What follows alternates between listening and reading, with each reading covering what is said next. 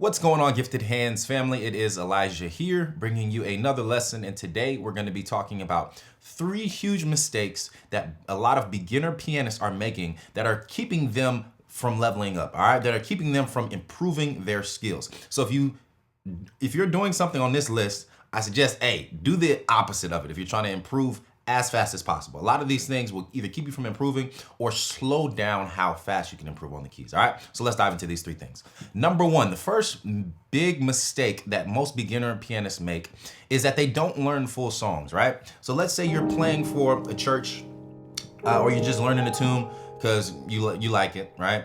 A lot of times I will see beginner pianists skip over huge sections like the intros. And I'm not just saying this because I see it from other people. I've done this when I was growing up, when I was first starting to learn how to play piano, right?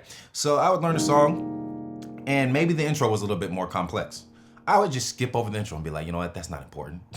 Nobody will ever know. Let me just skip over that. So learn the intros, right? A lot of times we'll learn the verses and the choruses to a song, but then we won't finish the song. So we won't learn the bridge sections or the vamp sections or the outros.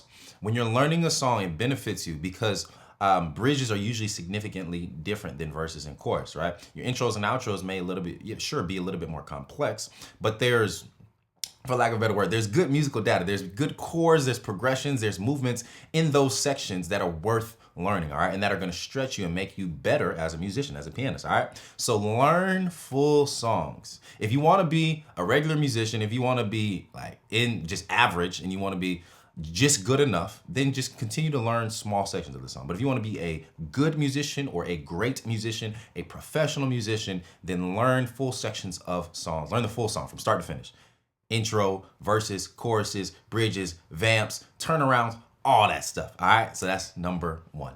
All right, so the second mistake that I see beginner musicians making is that they're trying to learn, and this is real specific for gospel musicians. Like, I don't know what it is about gospel, but like gospel musicians, we just want to do everything as fast as possible, right?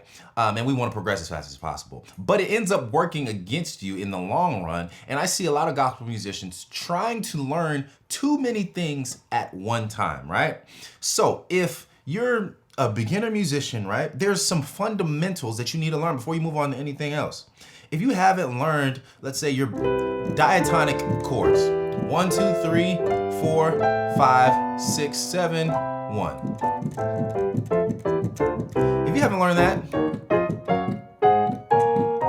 in all 12 keys, then you really shouldn't be working on like anything else. Like, you don't need to be working on anything more advanced than that. Why? Because it takes so much time to learn and master one concept. So if you're trying to master, like, let's say 3 to 5 different theory things, maybe you're trying to figure out the modes and you're trying to get comfortable with half diminished chords, and you're trying to get comfortable with 2, 5, 1s, and you're trying to get comfortable with playing passing chords and all this, like, it's a lot of information for you to retain and to remember. And it's better to just focus on one theory topic at a time and get really good at that so that you can actually apply it to songs immediately, right? I have a student, a one-on-one student that I'm working with, younger kid, and we've literally been working on the cycle of fifths exercise, which is just 2, 5, 1, 4, 7, 3, 6. We've been learning that in all 12 keys, and with some extensions as well. And then we're doing ninths. Some ninths and some altered chords in there as well. But we've been doing that in all 12 keys. We finally made it through all 12, but it took a good probably 2.5 months to 3 months. And we haven't been working on any other theory topics except that cycle of fifths exercise in all 12 keys. Now, granted, we've been working on songs and stuff in the meantime, but we focused on one theory topic for almost 3 months. So if you approach your practice regimen with that type of discipline, you're gonna see way more results, all right? So that's number 2. So the third biggest mistake that I see beginner musicians making is that they try to learn, especially for gospel, once again, a lot of gospel musicians will try to learn all on their own.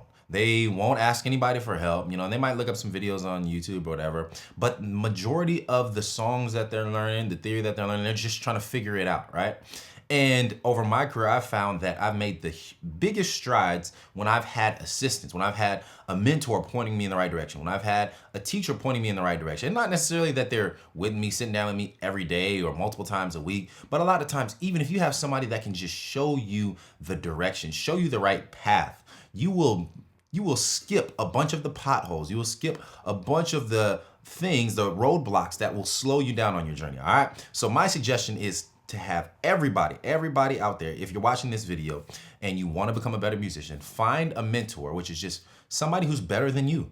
Honestly, that's all it boils down to. Someone who is better than you, or who is at a place in their playing, in their career, in their skill that you want to reach, right? If you find someone who's better than you, or who has attained certain things that you want to reach career-wise, playing-wise, right?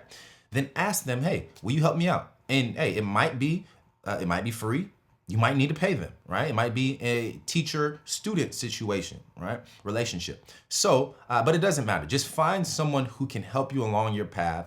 Like I said, it doesn't need to be every week. It could even be once a month, once every couple of weeks. Whatever they're able to do, I would suggest that you take it, all right? And then as well, hey, if you're interested in, if you like the way that I play, the way that we break things down here, the way that we break down theory, the way that we break down songs here at Gifted Hands Music, I also offer mentorship, one-on-one lessons, as well as masterclasses that will help you. I can guide you personally through your different levels as you improve on the piano, okay? So that's number 3. Find a mentor. Doesn't have to be me, but find somebody that can help you go through your progressions as a pianist. All right. So that's all I got for you today. But I do want to give you one quick bonus before we wrap things up. All right. So here's one thing that you can do that's really, it's made a difference, a huge difference in my playing, even recently.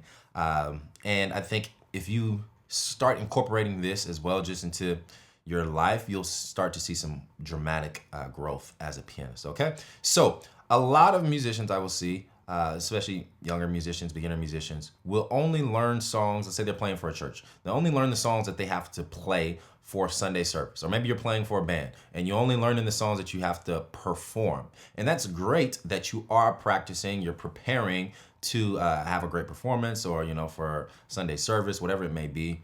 But you have to have a relationship with music yourself, right?